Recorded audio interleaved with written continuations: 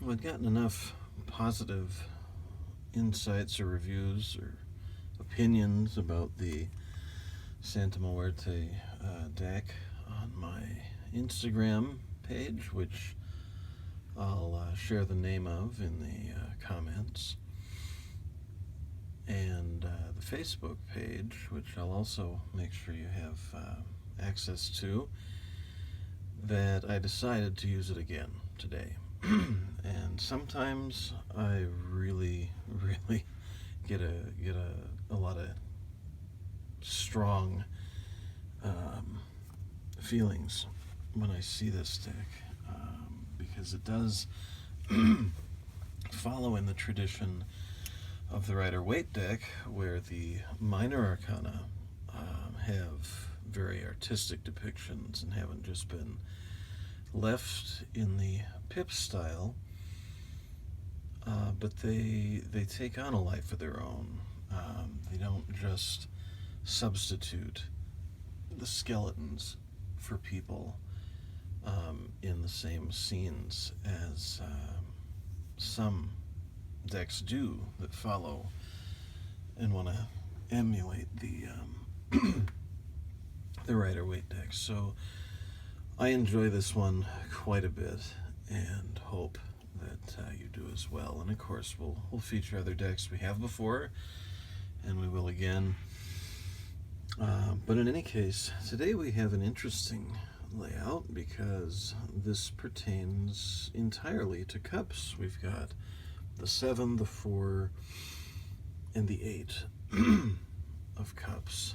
And interesting, I think, that the 4, which we discussed yesterday, and if you didn't watch yesterday's video, feel free to go back, but in case you don't have time, I'll just mention that for me, when I see a 4 in tarot, regardless of the suit, I first think of a comfort zone, or that box, that safety box that we find ourselves in, that we get told so often to think outside of.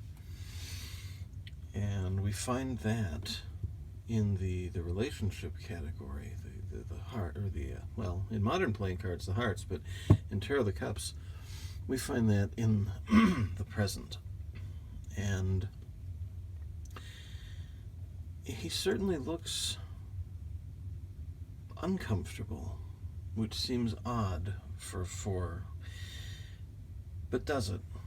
Because oftentimes when we consider ourselves comfortable, do we feel comfortable, or do we feel comfortable with the discomfort we feel? Do we feel that familiarity that comes with extended periods of discomfort? And I mentioned this has to do with relationships. When we talk about a relationship situation, and this indeed reflects one of one kind or another, all cups, if we start talking about discontent, it doesn't mean that the relationship will end, or that you better file your divorce papers now. It can mean that if you find yourself in a situation where this refers to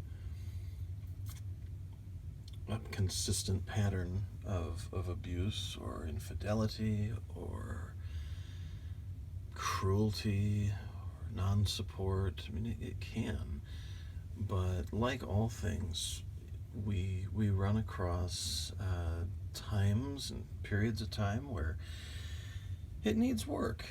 And fine. I mean, look at what preceded it. The 7 of hearts. Or, I keep doing that. This one at least had a heart. The 7 of cups, where we see that there was growth. There wasn't only passion, there was purpose and direction. We can get comfortable. Things can slow down. And realizing, as we hang our head in disgust or woe,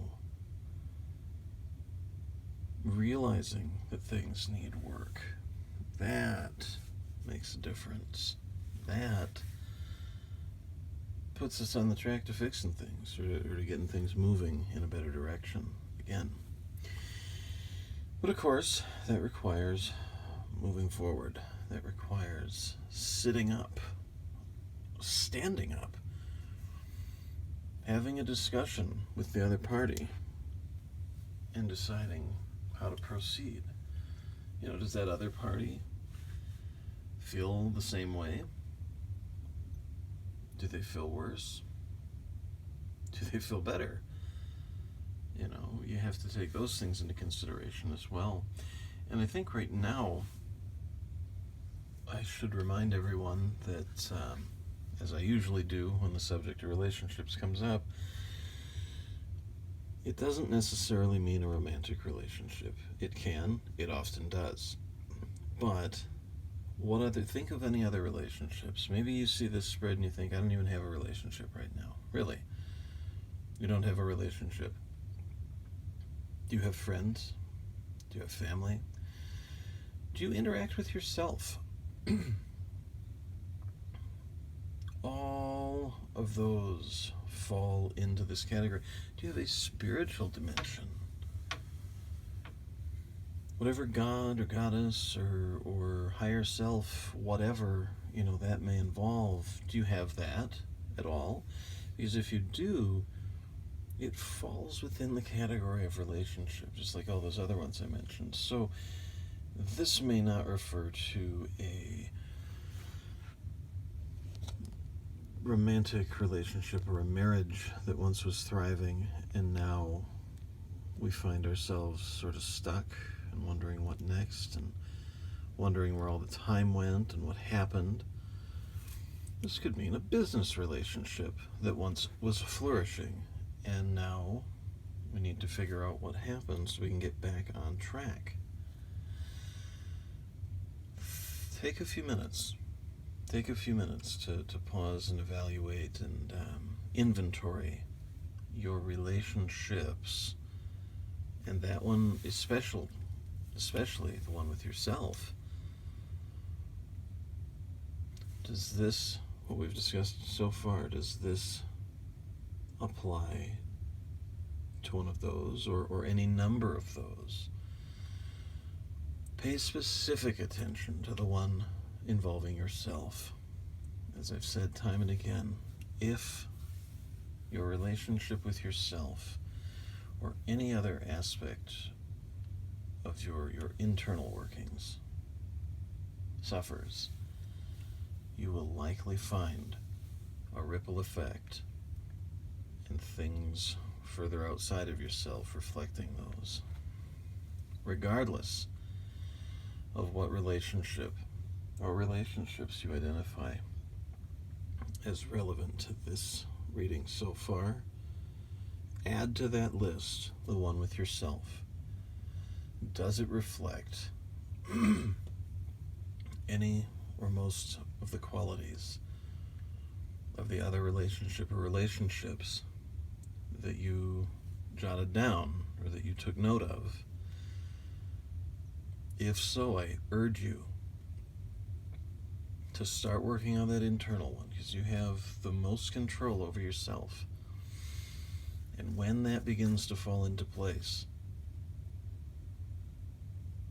you'll notice other relationships moving in the right direction as well. And that brings us nicely, I think, to this contemplative 8 of Cups. Kind of cool. It doubles this card numerically. It doubles the 4, right? You'll notice, still looking downward, eyes still downcast. Very contemplative, thinking, even still spilling some of its contents, but not pouring them out, right?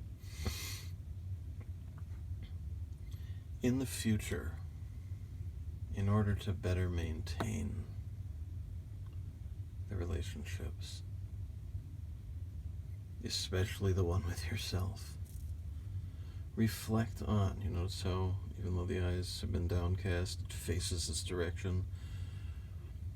Reflect on this present time, which then we will end up calling the past, take regular inventory. Remember what you did here so that you can apply it here, so that you don't find yourself running in two-dimensional circles, encountering the same problem over and over again and wondering why. Instead, as your life spirals forward,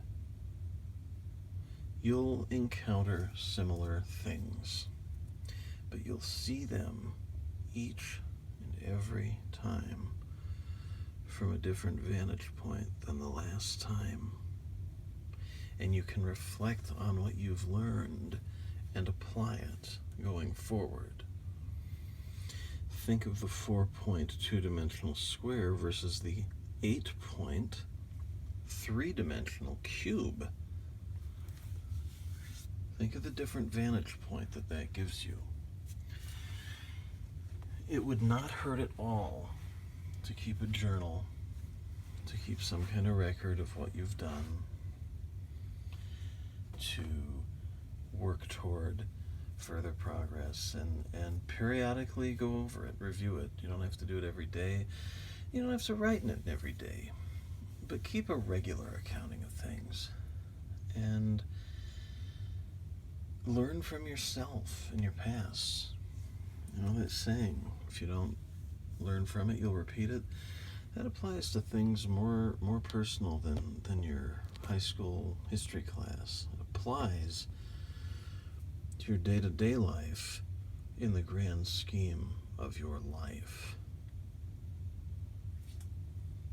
Until next time, enjoy. Leave some comments if you have some thoughts. And make sure to like and subscribe and maybe even share this if you found it insightful or just pretty to look at. If you got anything at all, even just a pleasant feeling, pass that along. Someone else may enjoy it and they may need it. Visit the Facebook page, like it, and follow me on Instagram for regular daily tarot updates as well as some other cool esoteric stuff, all with the aim of self-transformation through the mysteries. Have a fine day.